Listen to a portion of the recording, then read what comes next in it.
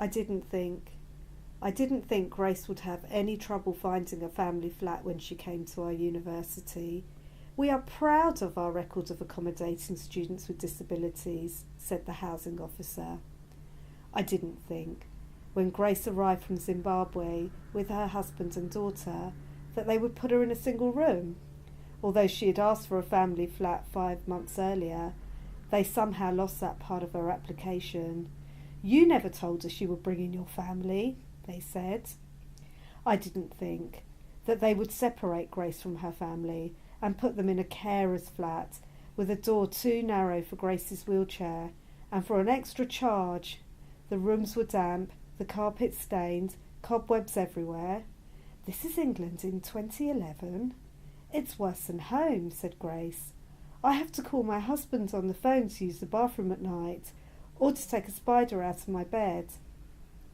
I didn't think, when the student union filed a complaint, that the housing office would refuse to move her. Actually, we don't have any adapted flats on campus, they said. We've never had a disabled person with a family before. I didn't think, when my colleagues and I complained to the highest university officials, that more than 3 weeks would go by with no response. I can't sleep, said Grace, or focus on my studies. I'm thinking about giving up and going home.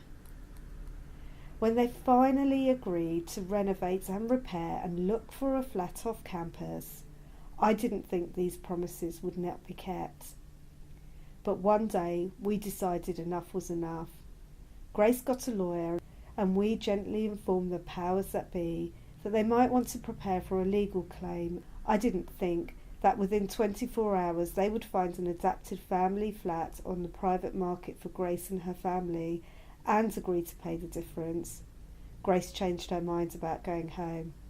I'm sleeping well for the first time, she said. My daughter is so happy now.